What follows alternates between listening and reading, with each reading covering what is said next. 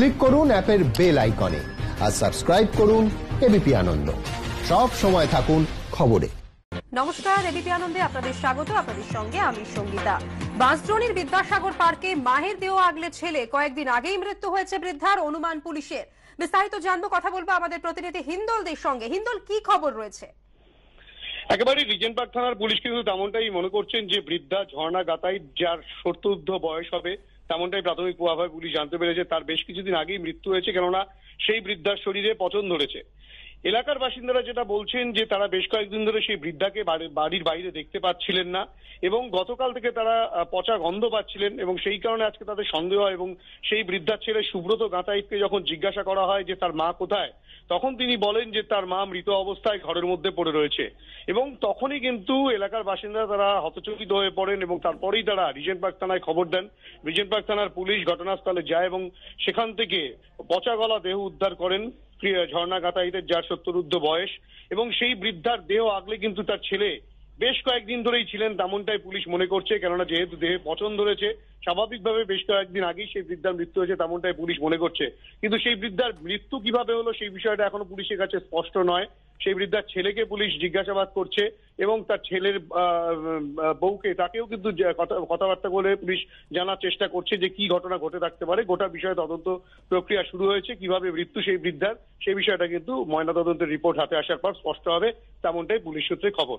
সঙ্গীতা, ধন্যবাদ হিন্দল। স্থানীয় বাসিন্দারা কি জানিয়েছেন শুনবো। গতকাল থেকে হালকা হালকা পচা গন্ধ পাওয়া যাচ্ছে। আশেপাশের লোক ভাবছে হয়তো ইঁদুর ফিদুর মারা গেছে। আজকে সকালবেলা ওনার ছেলে এখানে স্নান করছিল, তাই পাশের বাড়ির দাদা ওনার ছেলেকে জিজ্ঞাসা করলো যে তোমার মা কোথায়। তো বলছে আমার মা তো 2-3 দিন আগে মারা গেছে। তা দাদা রেগে গেছে, তোর মা মারা গেছে তুই আমাদের বলবি না। পুলিশকে খবর দেওয়া হয়েছে, পুলিশ আসলো। ওনার বৌমাকে খবর দেওয়া হয়েছিল, ওনার বৌমা আসলো।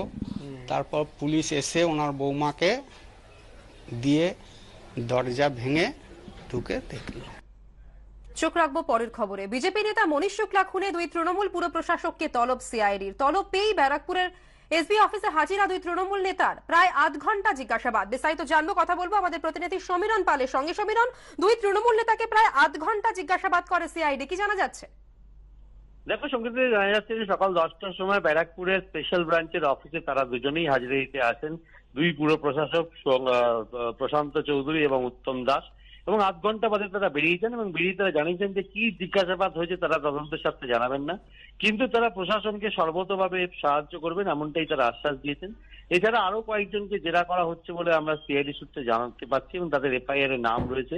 প্রশান্ত চৌধুরী, যার নাম এফআইআর এ 1 নম্বরে ছিল, টিটাগড়ের পুর প্রশাসক, এবং 2 নম্বরে ছিল উত্তম দাস, ব্যারাকপুরের পুর প্রশাসক। এই দুজনকেই টানা জিজ্ঞাসাবাদ করা হয় আধ ঘন্টা এবং তাদের যেহেতু তাদের ভূমিকা খতিয়ে দেখছেন সিআইডি। এবং যেটা বলা হয়েছে, এবং চন্দ্রমণি শুক্ল, মনীশ শুক্লর বাবা, বিজেপি নেতা মনীশ শুক্লর বাবা, তিনি এফআইআর এই দুজনকে মাস্টার মাইন্ড হিসাবে উল্লেখ করেছেন। অর্থাৎ গোটা খুনের চক্রান্তে তারা সামিল এবং তারাই সমস্ত ভিন রাজ্য থেকে দুষ্কৃতীদের আনিয়েছিল এবং সমস্ত টাকা পয়সা জোগাড় করেছিল। সেই সমস্ত দিকই খতিয়ে দেখছেন সিআইডি কর্তারা। এবং যেহেতু উত্তম দাস ব্যারাকপুরের পুর প্রশাসক, তার বাড়ির কাছেই 55 তলায় সুবোধ যাদব একটি নির্মীয়মান বহুতলের 3 তলার একটি ফ্ল্যাট ভাড়া নিয়েছিল বহিরাগত দুষ্কৃতীদেরকে রাখার জন্য। এই বিষয়টি তিনি জানতেন কিনা এবং তার পুরো এলাকায় বহিরাগত লোকজন তারা ভাড়া নিচ্ছে ভিন রাজ্য থেকে এসে, এ ব্যাপারে পুরসভা কেন খোঁজখবর রাখেনি, এই সমস্ত প্রশ্নের উত্তর তদন্তকারীরা খোঁজার চেষ্টা করছেন। তার পাশাপাশি প্রশান্ত চৌধুরী, মোহাম্মদ খুররাম খান, তিনি একজন তৃণমূল কর্মী, তার পাশাপাশি গোলাপ শেখ, যে দুজনকে গ্রেপ্তার করা হয়েছে এবং বহিরাগত দুষ্কৃতীদের তথ্য দেওয়ার অভিযোগ রয়েছে তাদেরকে, এবং তাদের সম্পর্কে প্রশান্ত চৌধুরী কতটা জানেন এই বিষয় নিয়েই জিজ্ঞাসাবাদ করা হয়েছে, এমনটাই আমরা সূত্র মারফত জানতে পারছি। ধন্যবাদ সমীরণ।